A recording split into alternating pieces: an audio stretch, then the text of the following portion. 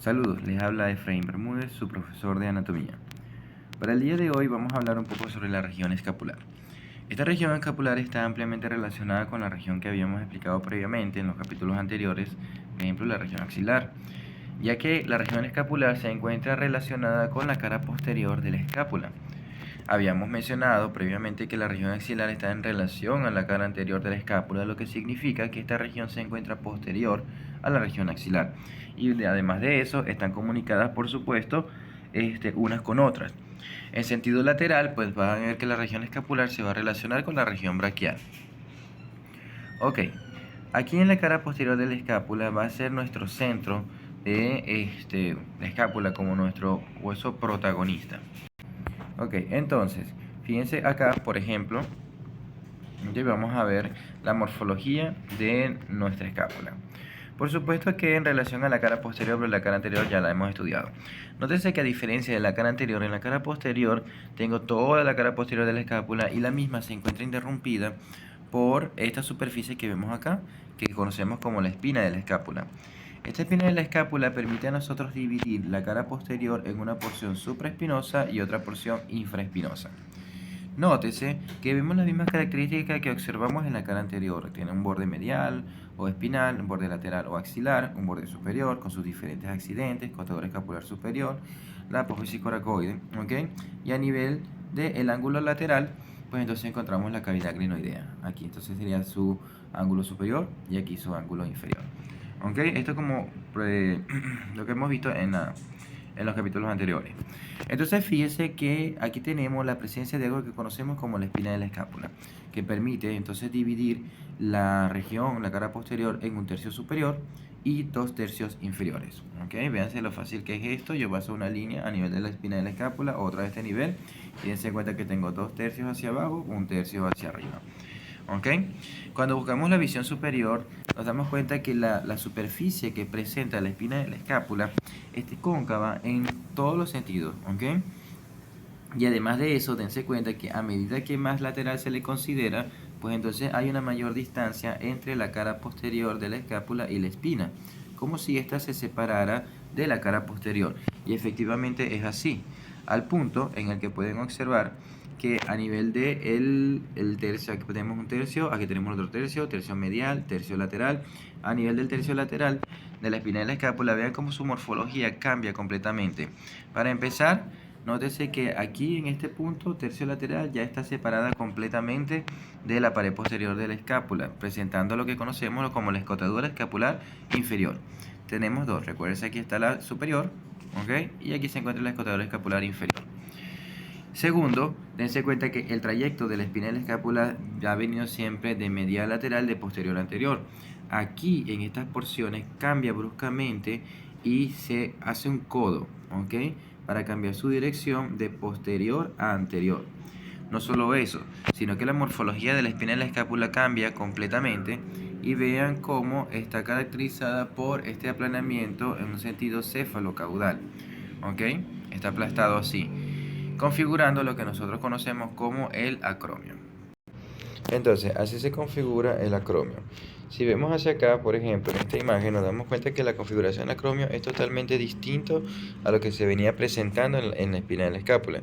Sigue siendo la misma espina de la escápula, pero su tercio lateral, pero dense cuenta que cambia toda su configuración, dejando entonces un borde lateral, borde medial, esto que sería la cara superior, y en esta otra imagen podríamos ver la cara inferior, ¿ok? Que está coronando, como si fuese una corona, la articulación glenohumeral. Además de eso, obsérvese que a nivel del borde, el borde medial, que es este que vemos acá, podemos pasar una línea de esta manera transversal y vemos que la mitad anterior presenta, la mitad anterior del borde medial del acromio, presenta una carilla articular. Por supuesto, ya sabrán que esa carilla articular sirve para recibir, aquí pueden ver cómo corona la articulación glenohumeral, esto sirve para recibir a la clavícula, ¿ok? En este caso acá, vean cómo se forma la articulación acromioclavicular, con sus diferentes ligamentos, por supuesto, que los mantienen unidos. ¿Okay? Su cápsula articular y los ligamentos superiores e inferiores acromioclaviculares. Hay otra cosa que tienen que ver, recordar, que por ejemplo, vean, aprovechando esta imagen, aquí tenemos la apófisis coracoide. Y la apófisis coracoide, dense cuenta que está constituida, o se mantiene, mejor dicho, unida con el resto de los huesos que tienes cercano a través, por un lado, del ligamento coracoacromial, que se va a insertar a nivel del el borde superior del acromio, ¿ok? Perdón, de la apófisis coracoide, y de allí entonces va al vértice del acromio. Pero más que hay un importante componente ligamentoso, que son estos que están acá, que son los ligamentos córacoclaviculares. Córaco porque la apófisis coracoide, y claviculares porque se insertan a nivel de la clavícula. Nótese que acá, por ejemplo, tenemos en la parte lateral el ligamento trapezoide insertado en la cara anterior de la apófisis coracoide, y de allí se inserta, va de abajo hacia arriba y se inserta en la cara inferior de la tercio lateral de la clavícula. Y por otro lado está el ligamento conoide, que es este amigo que está acá. El conoide está insertado a nivel de la base de la apófisis coracoide, y de allí entonces se dirige hacia la cara inferior de la clavícula. Vean que el conoide, por su forma en la que se está insertando, cuando busca insertarse, su forma de inserción a nivel de la base de la apófisis coracoide, cuando logra su inserción arriba en la clavícula, tiene la necesidad de torcerse sobre su propio eje, ¿ok? Y le da ese aspecto de cono. ¿Cuál es la importancia de estos ligamentos? Cuando ustedes observan la forma en la que se une la clavícula con la escápula, por supuesto a través de la articulación acromioclavicular, esta articulación es muy blanda, y los ligamentos que están allí, los ligamentos acromioclaviculares superiores e inferiores, realmente no tienen la fuerza suficiente para mantener la unión acromioclavicular, ¿ok? Es decir, si solamente contáramos con esto, incluyendo también el coraco acromial, realmente la escápula se caería y hubiese una luxación de la articulación acromioclavicular. Entonces, lo que realmente mantiene unido la articulación acromioclavicular son los ligamentos coracoclaviculares, ¿ok? Y estos son los que mantienen la integridad de esta articulación. En otras palabras, le dan el sostén y mantienen fija este hueso, que es la clavícula, en relación a la escápula, que por supuesto el punto de unión va a estar ubicado aquí en la articulación acromioclavicular. Muy bien, ahí lo tienen. Ahora, vean lo siguiente. Lo que vamos a presentar a continuación es que la región escapular, nosotros vamos a tener un conjunto de músculos que están adyacentes a la región escapular. ¿Qué significa esto? Que no son músculos de esta región, pero sin embargo, una parte de ellos se introduce en la región escapular. Por ejemplo, fíjense en el caso del músculo trapecio. El músculo trapecio es un músculo bastante grande, pertenece al dorso. Ya lo hemos mencionado en diferentes oportunidades, pero nótese que hay una parte distal de él que se relaciona con la escápula. De hecho, cuando observan la escápula en esta parte, se dan cuenta que nosotros podemos agarrar la espina de la escápula y dividirla en tercios, ¿ok? El tercio medial tiene la característica de que está aplastada, aplanada, tiene esta forma triangular que observan aquí, pero se encuentra aplastada en un sentido anteroposterior. El tercio medio presenta esta tuberosidad, que se le conoce como la tuberosidad del músculo deltoides. Y el tercio lateral, bueno, son las características que ya describimos cuando cambia su dirección y se convierte en el acromio. El detalle que nosotros podemos ver aquí a continuación es que nosotros vemos que por las relaciones que existen, vean esta porción que está acá, la relación que existe entre las fibras de inserción del músculo deltoide, él va a ir a insertarse en el tubérculo del deltoide, justamente a nivel del tercio medio de la clavícula. Y en su trayecto, dense cuenta cómo sus fibras aplanan el tercio medial de la clavícula. Ojo, no se está insertando en el tercio medial, solamente que sus fibras en su pasaje de medial a lateral buscando el tubérculo del deltoide, pues entonces generan un aplanamiento de esa porción de la espina de la escápula. Esta exactamente, esta. ¿Ok? Lo que significa que pasan por aquí las fibras musculares, aplanan el tercio medial y luego se insertan en el tubérculo del deltoide. Tubérculo del trapecio, perdón. ¿Ok? Ahora, ¿qué sigue a continuación? Lo que ustedes van a ver es que finalmente lo que van a tener es que el trapecio se va a ir insertando consecutivamente en el borde superior de la espina de la escápula, después en el borde medial del acromio, y como aquí está la clavícula, ¿ok? Luego continúa insertándose en el borde posterior del tercio lateral de la clavícula. Esas serían las inserciones de ese músculo a nivel de la escápula.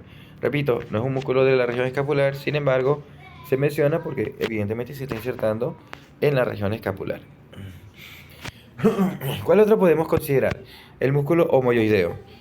El músculo homoyoideo ya ustedes lo conocen, es un músculo infrayoideo, se está insertando en el borde inferior del cuerpo del hueso yoides, parte del asta mayor, y de allí entonces va, deriva hacia abajo, media lateral y anterior o posterior, para finalmente insertarse aquí. En general lo pueden conocer como un músculo que se inserta en el borde superior de la escápula, pero ya a este punto debemos saber que se va a insertar en el borde superior de la escápula inmediatamente medial, ¿ok?, a la escotadura escapular superior. Ese es el sitio de inserción. Entonces por eso he mencionado este músculo acá. El altísimo del dorso también fue mencionado en las otras regiones, pero nótese que el músculo en su trayecto se relaciona con la cara posterior de la escápula. Aquí se describe que él puede hacer dos cosas, una de las dos. O simplemente pasa y se relaciona con la cara posterior del ángulo inferior de la escápula, ¿ok? Para luego continuar su trayecto en donde se va a insertar. Ya saben que lo hace en el húmero, labio medial de la corredera bicipital. Pero también puede pasar que accesoriamente, en algunas ocasiones pueden ver que algunos fascículos se van a insertar en la cara posterior del ángulo inferior de la escápula. Pueden tener una situación u otra. Entonces, dense cuenta, es un músculo que pertenece a la región dorsal, se inserta en la región humeral, ¿ok? Pero en su trayecto se relaciona con la escápula y por eso lo mencionamos en esta región. Los músculos romboides. En el caso de los músculos romboides, nosotros tenemos que los músculos romboides tienen la característica de que se van a insertar a nivel del borde medial de la escápula. Aquí los tenemos, aquí tenemos el borde medial de la escápula, el borde espinal, pero dense cuenta que pasa una línea justo por donde está la espina de la escápula y arriba está el romboide menor y luego está el romboide mayor. ¿Ok? Nuevamente, estos músculos no son de la región escapular, sin embargo se insertan en los bordes mediales de la escápula y, por supuesto, como entenderá, tienen funciones similares al músculo elevador de la escápula, de mantener la posición de la escápula en un sentido superior y medial. Ahí está, romboide menor, ¿ok? Y el romboide mayor. El siguiente sería entonces el músculo elevador de la escápula. El elevador de la escápula es este que ustedes están viendo acá. Nótese que está insertándose en las apófisis transversas de las vértebras cervicales y de allí entonces va hacia el ángulo superior de la escápula. Imaginarán cuál es su función si se llama de esta manera. Ok, ahí lo tenemos.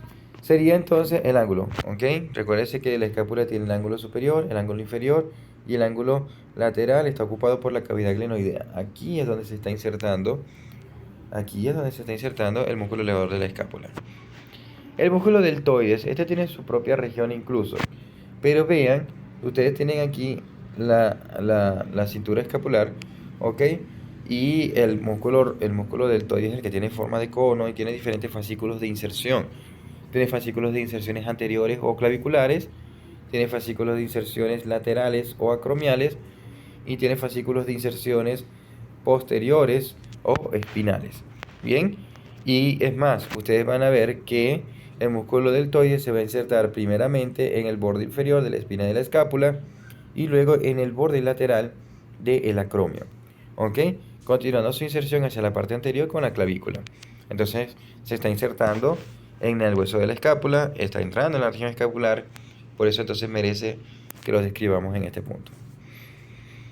Muy bien, ahora vayamos a los músculos que sí son propios de la región. Vean lo siguiente, el primero sería el músculo supraespinoso. Recordaremos que teníamos toda la extensión de la cara posterior, pero la presencia de la espina de la escápula permite dividirlo en una porción supraespinosa por encima de la espina, ¿ok? Y una porción infraespinosa. Los músculos que van a ocupar la región pues tienen los mismos nombres. Vean por acá lo que les había comentado con respecto a la superficie cóncava que se presenta en la región supraespinosa. El músculo supraespinoso se va a insertar en toda la extensión de la fosa supraespinosa a través de fibras carnosas y fibras tendinosas, alternadas por supuesto. Aquí lo tienen. A partir de allí, entonces todas sus fibras se van a dirigir en sentido lateral o en sentido distal para buscar el vértice del tubérculo mayor del húmero. ¿Ok? Entenderán que, como habíamos comentado de la fisiología de la contracción muscular, aquí tenemos un punto fijo que es el hueso de la escápula, ¿ok? Y aquí tenemos el tubérculo mayor. Cuando el músculo se contrae, pues se contrae hacia sus porciones centrales, ¿ok? Pero, por supuesto, como está fijo la porción de la escápula, lo que vamos a tener es que el tubérculo mayor se va a desplazar en sentido medial y por ende va a tener un efecto de movimiento sobre el húmero que sería entonces la abducción. ¿Ok? Y está descrito que va a ser la aducción hasta 90 grados. Es decir, si está el miembro superior de esta manera, este es el tronco, ¿ok? La activación de este músculo va a generar el desplazamiento de ese miembro superior separándolo del cuerpo. Eso le conocemos como abducción o abducción. Pero la va a llevar hasta 90 grados, ¿ok? En relación con, por supuesto, la posición inicial en posición anatómica. Ok, el músculo infraespinoso. El músculo infraespinoso, ya sabrán, su nombre viene al hecho de que se está insertando en la fosa infraespinosa. Igualmente se va a insertar de forma alternada a través de fibras carnosas y tendinosas en la cara posterior de la fosa infraespinosa. A partir de allí, sus fibras van a ir de medial a lateral, las superiores más horizontales, las inferiores más verticales, y va a buscar la cara posterior del tubérculo mayor. Allí es donde se va a insertar. Dense cuenta de que habíamos comentado en su momento que la articulación glenohumeral es una articulación inestable, porque tienes una gran cabeza humeral, ¿ok? Por un lado, y por otro lado una pequeña cavidad glenoidea que la recibe. Entonces hay diferentes métodos a través de los cuales esta articulación trata de mantenerse estable unas con otras. Entonces fíjense que cuando aquí, por ejemplo en esta imagen, el músculo supraespinoso antes de insertarse en el tubérculo mayor, él va a agarrar y se va a insertar en la cápsula articular en las porciones superiores para estabilizar la articulación en la parte superior. En otras palabras, si no lo estabilizara, pues hay una gran predisposición para que este hombro ascienda. Como el músculo está ubicado en ese punto, al pasar por encima de la articulación glenohumeral para luego insertarse en el tubérculo mayor del húmero, estabiliza las porciones superiores de la articulación. Entonces recuérdese, se va a insertar en las porciones superiores de la cápsula articular y además de eso también va a estabilizar con sus fibras musculares la articulación glenohumeral, limitando su desplazamiento superior. Lo mismo ocurre con el músculo infraespinoso. El infraespinoso en su trayecto se va a insertar primero en la cara posterior de la articulación glenohumeral y luego continúa insertándose en la cara posterior del tubérculo mayor del húmero. E igualmente estabiliza la articulación hacia las porciones posteriores, evitando que se desplace hacia atrás. Entenderán que si este músculo se contrae, pues entonces lo que van a tener es que el tubérculo mayor se va a desplazar en sentido medial, ¿ok? Consiguiendo la rotación externa del húmero. Ok, ese para el caso del músculo supraespinoso. Ahora, vamos con el músculo redondo menor. Los músculos redondos son músculos que se van a insertar en la cara posterior del borde axilar de nuestra escápula. ¿Ok? En el caso del músculo redondo menor lo va a hacer en las porciones medias. Partiendo de allí, este músculo entonces va a ir de medial a lateral, ¿ok? Para insertarse finalmente en el tubérculo mayor, en la cara posterior del tubérculo mayor. Lo interesante acá es que también él se va a insertar en la cara posterior de la cápsula articular y luego continúa en un sentido más lateral para llegar a la cara posterior del tubérculo mayor. Habíamos dicho previamente que el músculo infraespinoso se insertaba en la cara posterior del tubérculo mayor y el punto es que entonces no pueden insertarse los dos en el mismo sitio. Aquí les traigo una imagen de visión posterior del tubérculo mayor y dense cuenta que se le puede dividir con una línea horizontal en una mitad superior y en una mitad inferior. ¿Lo ven? Entonces en la mitad superior se va a insertar el músculo infraespinoso y en la mitad inferior lo va a hacer el redondo menor. ¿Está bien? Esos serían entonces los sitios de inserciones. En conclusión, puedes ver que el músculo redondo menor se va a insertar en la mitad inferior de la cara posterior del tubérculo mayor del húmero. Ahí lo tenemos. Su función es similar, de hecho exactamente igual, a la del músculo infraespinoso, ¿ok? Lo que significa que él, junto con el músculo infraespinoso, van a generar el desplazamiento medial del tubérculo mayor y la rotación, por ende, la rotación externa del húmero. Bueno, fíjense lo siguiente. Una vez que hemos descrito estos músculos, entonces hay que introducir un concepto que es la constitución de todos estos músculos que están observando acá. Dense cuenta, partiendo del concepto de que la articulación glenohumeral es una articulación inestable, Y estos músculos, como uno de los tantos recursos que encuentra la anatomía para estabilizarlo, vean que el músculo supraespinoso lo estabiliza a nivel de la parte superior. El músculo infraespinoso y el redondo menor lo estabiliza hacia la parte posterior. Este amigo que están viendo acá son las inserciones del músculo, el músculo subescapular. Recuerden que el músculo subescapular hace exactamente lo mismo, pero hacia la parte anterior. Se inserta en la cara anterior de la escápula, perdón, en la escápula, y además de eso, en la cara anterior de la cápsula articular. No solamente se inserta en la cara anterior de la cápsula articular, sino que también estabiliza la articulación hacia la parte anterior. Y finalmente llega a las porciones más laterales, donde se va a insertar, pues, en el tubérculo menor del húmero. Entonces, ¿qué tienen? Este músculo está allí, ¿ok? Y va a estabilizar en las porciones anteriores esta articulación. Su contracción va a hacer que se lleve el tubérculo menor hacia el sentido medial y por ende la rotación interna del húmero, ¿ok? Entonces, ¿qué pasa? Estos músculos que tienen a continuación, músculo redondo menor, músculo supraespinoso, músculo infraespinoso y músculo subescapular, músculo redondo supraespinoso, el músculo infraespinoso y el músculo redondo menor, estos cuatro músculos van a constituir lo que conocemos como el manguito de los rotadores, ¿ok? Y esto es un concepto fundamental en este punto. El manguito de los rotadores está constituido por el músculo subescapular, el músculo supraespinoso, el músculo infraespinoso y el músculo redondo menor, ¿ok? Como verán, entonces sus funciones están asociadas a rotación interna, rotación externa y abducción del miembro superior. Son estos los que los van a hacer, ¿ok? Extremadamente importante. Ok, excelente. Ahí los tendríamos entonces. Ahora, vamos con el músculo redondo mayor. El músculo redondo mayor es un músculo que se está insertando también en la cara posterior del borde axilar de nuestra escápula. Este músculo, véanlo acá, ok, aquí está. Por supuesto, sus inserciones son un poquito más inferiores. Y sí, es un músculo que está en la región escapular, se está insertando en la región escapular, pero el trayecto de este va de medial a lateral y también de posterior a anterior. ¿Lo ven? Aquí está. ¿Sí? Se está yendo hacia las porciones anteriores. De hecho, nosotros lo describíamos en la región axilar como el componente muscular de la pared posterior. Es que va a pasar de esas porciones posteriores, región escapular, y se va a ir hasta estas porciones anteriores, región axilar, en donde va a ser parte del componente muscular de la pared posterior, continuando su trayecto de medial a lateral, va a buscar las inserciones a nivel del labio medial de la cordera bicipital. Ese es nuestro músculo redondo mayor. Perfecto. Entonces entenderán que su función, habíamos dicho, que genera la aducción del miembro superior y además de eso, accesoriamente participa en la rotación interna. Accesoriamente. ¿Ok? Participando un poquito allí. Vean que sus inserciones a nivel del labio medial de la cordera bicipital, luego delante de él, anterior a él, se va a insertar el del latísimo del dorso. Entonces se ve interesante. Estos serían entonces los músculos de la región escapular.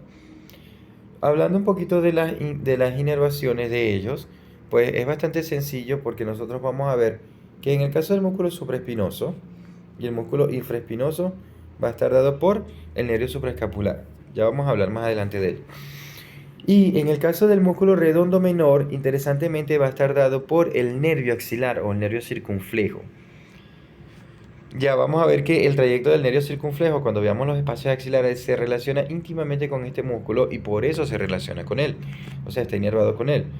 Y para el caso del músculo redondo mayor, recuérdense de este nervio que estaba acá, que habíamos mencionado que era el nervio subescapular, que venía por aquí, inervaba todo el músculo subescapular, bien sea uno solo o dos, uno superior y uno inferior, y luego en su trayecto finalmente terminaba abordando la cara anterior del músculo redondo mayor. Y por eso entonces el redondo mayor estaba inervado por el nervio subescapular. Muy bien. Así quedaría entonces la visión posterior de nuestra región escapular. Ahí abajo quedaron el músculo supraespinoso, el infraespinoso, el redondo menor. Aquí se puede ver un poquito el redondo mayor. Vean acá como vemos el infraespinoso cubierto por su fascia y toda la serie de músculos aledaños que están en la región, trapecio, deltoides, ¿okay? Y aquí latísimo del dorso, que se relaciona con la región escapular. ¿Okay? Muy bien, vamos a ver los vasos. Cuando hablamos de los vasos de la región escapular, debemos recordar tanto la arteria subclavia como la arteria axilar. Fíjense que tenemos entonces la arteria supraescapular y recordemos el tronco tirobicérvico escapular. ¿Ok? Se conoce como tronco tirobicérvico escapular o tiro cervical. ¿Ok? Nos gusta más el tirobicérvico escapular porque nos dice los nombres, ¿ok?, de las arterias que da. Da la tiroidea inferior, cervical ascendente, cervical transversa y aquí está la supraescapular. Recuerden que la arteria supraescapular va a seguir el borde inferior del músculo homoyoideo para así finalmente poder llegar a la región supraescapular. Vean aquí esta incisión que se hizo acá, ¿ok?, a nivel del deltoides, sus porciones de inserción, para nosotros poder ver a profundidad el trayecto de la arteria. No solo eso, nótese que se ha seccionado selectivamente una porción del músculo supraespinoso para poder ver el ligamento transverso escapular. ¿Lo ven? El superior, por supuesto. Aquí tenemos una visión superior. Y vean entonces, tenemos el ligamento transverso escapular y notamos que la arteria supraescapular pasa por encima del ligamento transverso superior de la escápula, a diferencia del nervio que pasa por debajo. ¿Lo ven? Ok, entonces, ¿qué tenemos? Aquí tenemos lo que habíamos mencionado previamente. Recuérdense que tenemos dos ligamentos transversos escapulares, el superior y el inferior. Y que en el caso del superior, vean que la arteria está pasando superior. Y en el caso del inferior, la arteria pasa inferior. ¿Ok? Eso es extremadamente importante. Es más, ahí tienes dos elementos. Tienes la arteria, por supuesto la vena homónima que la acompaña, ¿ok? Pero tienes la arteria que va a pasar superior al ligamento transverso escapular superior. Pero cuando toca cruzar el ligamento transverso escapular inferior, dense cuenta que pasa inferior. ¿Ok? Muy bien, vamos a dejarlo hasta aquí. Vamos a la siguiente arteria. La siguiente arteria sería la arteria circunfleja de la escápula, ya la vimos en el capítulo anterior. Recopilando la información, recuérdese que la arteria axilar nos iba a originar la arteria subescapular. Y la arteria subescapular al nivel del borde lateral o el borde axilar de la escápula iba a dar tres ramas. Una rama anterior, rama descendente, que es la toracodorsal, y la arteria circunfleja escapular, que es la que se va hacia, hacia la región escapular. Entonces aquí la tienen. Por supuesto, atravesando un espacio axilar. Ya ahorita le vamos a poner nombre a esos espacios axilares. Eso lo vamos a dejar al final del video. Entonces llega acá, circunscribe la escápula, ok, pasa por el espacio axilar y dense cuenta cómo llega a la región escapular. Perfecto. Entonces, ¿qué tenemos a continuación? Regresemos acá para ver cómo se forma esta serie de arterias que tenemos aquí. Vean por un lado tenemos el componente que nos va a dar la arteria supraescapular, ¿ok? Pasa por la escotadura escapular superior, pasa por la escotadura escapular inferior, ¿ok?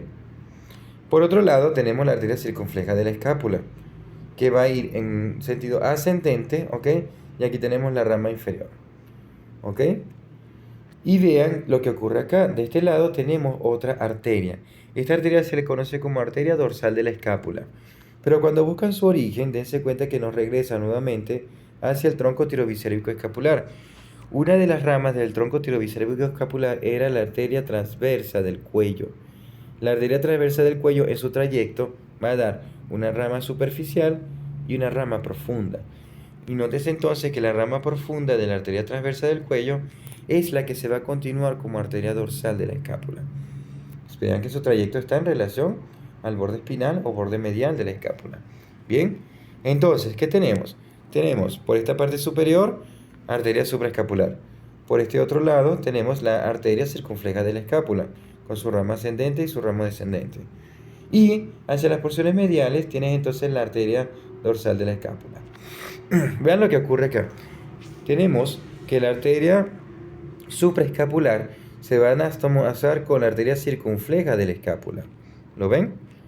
Y aquí abajo, la arteria dorsal de la escápula se va a anastomosar con la rama descendente de la arteria circunfleja de la escápula. ¿Lo ven? Cada una de las arterias, por ejemplo, la supraescapular, va a dar ramas mediales, ¿ok?, supraespinosas, y ramas mediales infraespinosas.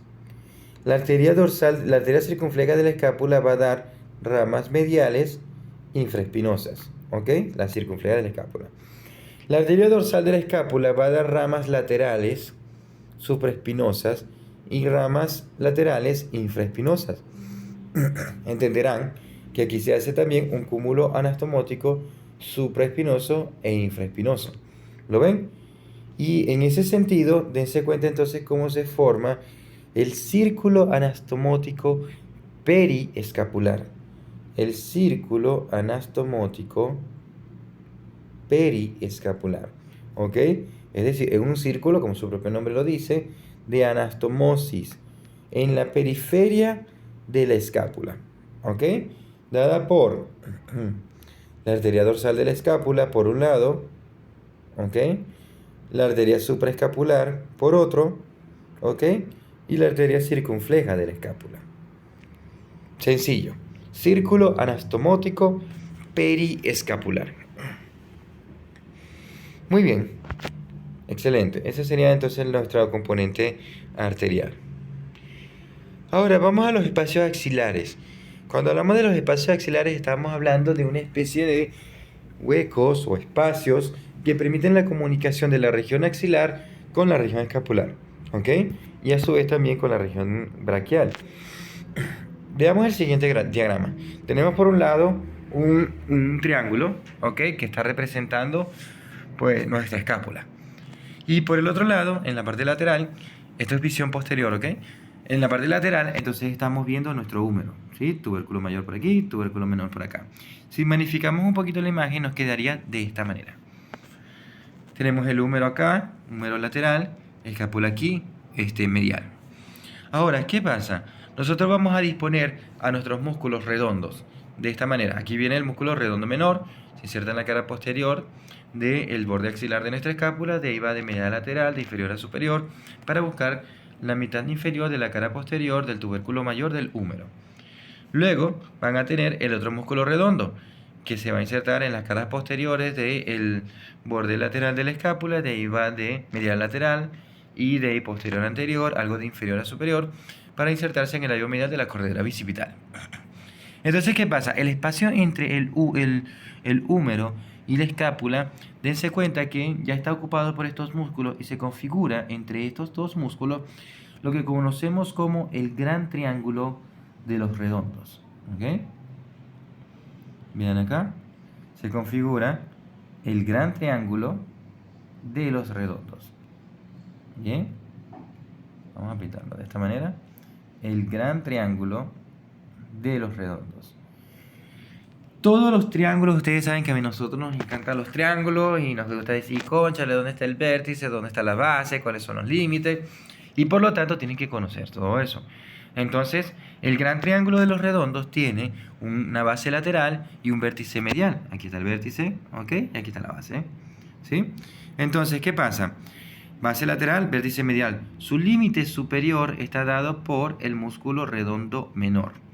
Bien, y su límite inferior está dado por el músculo redondo mayor. El otro límite, que es el lateral, donde está la base, pues entonces aquí quedaría el húmero. ¿Ok? Ahí están los límites del gran triángulo de los redondos. Bueno, excelente. Entonces ya saben.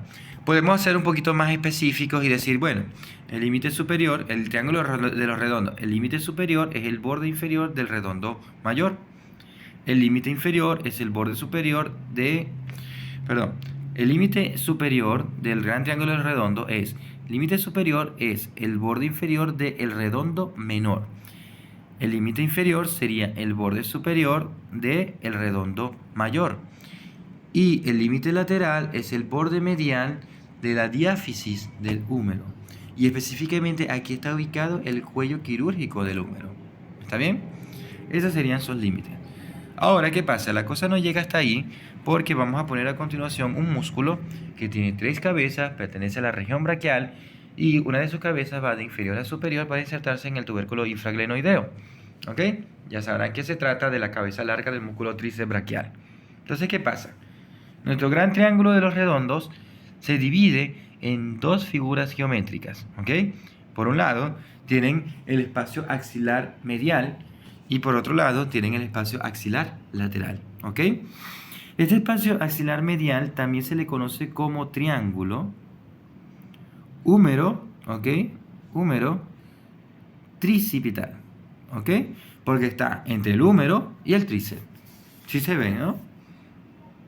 Perdón, entre el omóplato, disculpe, entre el omóplato, sería el omóplato y el tríceps. Aquí está el húmero, ¿ok? Axis mental. Entonces, ahí está el omóplato o escápula y el tríceps. Entonces lo conocemos como triángulo homotricipital, ¿ok? Ahora bien, resulta de que tenemos que también, como un espacio, delimitarlo, y entonces decimos lo siguiente. El límite superior, fíjense que siguen siendo los mismos que el gran triángulo de los redondos. En el límite superior tienes a el redondo menor. En el límite inferior tienes a el redondo mayor. Y el límite lateral, donde estaría ubicada su base, tendrían la cabeza larga del músculo tríceps. ¿Ok? Sencillo. Límite superior, redondo menor, límite inferior, redondo mayor, y hacia la base tienen el tríceps. Ahora, veamos el otro espacio axilar. Espacio axilar lateral, también conocido como cuadrilátero húmero tricipital, porque está entre el húmero y el músculo tríceps. ¿Ok? ¿Cuáles serían los límites de este triángulo, de este cuadrilátero? Los límites superiores e inferiores siguen siendo exactamente igual. En el límite superior tienen al redondo menor y en el límite inferior tienen al redondo mayor. Sencillo. Y el límite medial, dense cuenta que es la cabeza larga del músculo tríceps braquial. Y el límite lateral sería entonces nuestro húmero con la diáfisis a nivel del cuello quirúrgico. Entonces, este cuadrilátero también se le conoce como cuadrilátero húmero tricipital o espacio axilar lateral. ¿Ok? Además de eso, dense cuenta que estos espacios axilares mediales y laterales se derivaron del gran triángulo de los redondos. Pero aquí abajo se formó otro espacio axilar. ¿Ok? ¿Lo vieron? En este caso estamos hablando de un triángulo. Este es un triángulo que tiene base superior y vértice inferior. Y pueden ver entonces que como está ubicado entre el húmero y el tríceps, le conocemos como triángulo húmero tricipital. Dense cuenta que aquí este también es húmero tricipital, pero este es un cuadrilátero, ¿ok? Y en este caso sería un triángulo. Entonces tenemos el cuadrilátero húmero tricipital y el triángulo húmero tricipital. ¿Cuáles serían los límites? Los límites de este triángulo, como pueden ver, son límite medial, tienen la cabeza larga del tríceps, límite lateral tienen al húmero, y en la base arriba, el límite superior, tendrían a el redondo músculo redondo mayor. ¿Ok? Esos son nuestros tres espacios axilares.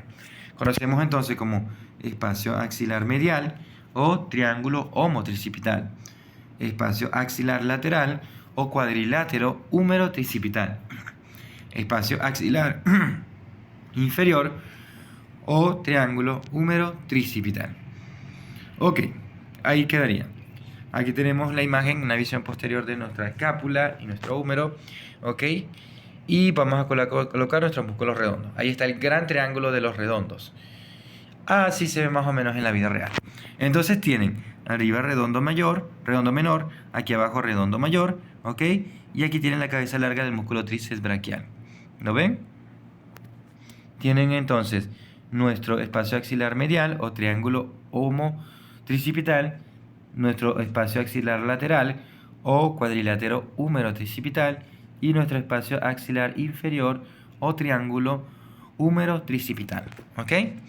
Entonces, una vez que conocemos dónde están ubicados, quiénes los conforman, cuáles son sus límites y cuáles son sus nombres, lo siguiente es conocer cuál es su contenido. Y vean quién está aquí. ¿Bien? ¿Quién es ese? Ese que ustedes ven ahí es la arteria circunfleja de la escápula. La arteria circunfleja de la escápula, recuérdense que pertenece a la región axilar y tiene que pasar de anterior a posterior para llegar a la región escapular, y lo hace a través de este espacio. ¿Ok? Entonces es curioso, pero anatómicamente lógico. Si yo soy la arteria circunfleja de la escápula y tengo que ir a la región escapular y tengo tres espacios axilares, ¿por dónde creen ustedes que yo me voy a meter? Si yo me meto, por ejemplo, por el espacio axilar lateral, voy a quedar muy lejos de la escápula. ¿Sí lo ven? Si me meto por aquí. Si yo me meto, y además que esto te lleva hacia la región deltoidea, ¿ok? Si yo me meto por el espacio axilar inferior o triángulo húmero-tricipital, también quedo muy lejos de la escápula. Entonces es anatómicamente lógico que si yo soy la arteria circunfleja de la escápula y me voy hacia la región escapular, voy a buscar el espacio axilar que está más cerca de la escápula. ¿Lo ven? Por esa razón entonces voy a utilizar el triángulo homotricipital. ¿Ok? Entonces es sencillo acordarse que el elemento está pasando por el triángulo homotricipital, la arteria circunfleja de la escápula, porque está más cerca de la escápula y por ahí se mete esa arteria para llegar allá. ¿Ok? Ahora, vayámonos al cuadrilátero. Dense cuenta que en el cuadrilátero está alineado, el cuadrilátero húmero-tricipital está alineado con el cuello quirúrgico del húmero. Y ese cuadrilátero te da acceso a la región deltoidea. Aquí el deltoides, dense cuenta que está resecado, no solamente seccionado, disecado y separado de sus puntos de inserción. Pero si nosotros lo colocamos en posición anatómica, estaría aquí. ¿Ok? Entonces, ¿qué ocurre? Lo interesante aquí es que cuando ustedes colocan su deltoides, se dan cuenta de que este cuadrilátero húmero tricipital es la ventana de llegada para la región deltoidea. Y de hecho, los elementos que van a pasar por ese espacio están en relación a la región deltoidea para su inervación motora, inervación sensitiva y también la irrigación y drenaje venoso. ¿Ok? Entonces vean quiénes están pasando. Está pasando el nervio axilar, también conocido como nervio circunflejo. Recuerden que este nervio es rama del fascículo posterior del plexo braquial. Y también está pasando la arteria circunfleja humeral posterior. ¿Ok? Estos dos elementos, por supuesto, recuérdense que a pesar de que aquí no se ven, ¿ok? Están ahí también las venas homónimas. Es decir, está la vena humeral, la vena circunfleja humeral posterior, y por aquí viene la vena circunfleja escapular. ¿Sí? O sea, hay una vena homónima, no solamente está el rojo y el amarillo, está también el azul. Hay venas que lo acompañan, solamente que no están representadas en esta imagen. Entonces, vean que acá, estos elementos nerviosos y vasculares están destinados para la región deltoidea. Y es lógico, porque si pasan por acá, por ejemplo, estarían muy lejos del deltoides. Y si pasan por aquí, estarían cerca del deltoides, pero inmediatamente entrarían en la región braquial, y no es lo que quieren estos elementos. Estos elementos están destinados para la región deltoidea. Por eso el mejor sitio para pasar sería a través del cuadrilátero húmero-tricipital. ¿Ok? Es más, ustedes saben por relaciones anatómicas que las arterias circunflejas, tanto anteriores como posteriores, circunscriben el cuello quirúrgico del húmero. Y el trayecto de el caso de la posterior, entonces circunscribe la cara posterior de ese cuello quirúrgico, pero previo a eso tienen que pasar por una ventana que se conoce como espacio axilar lateral.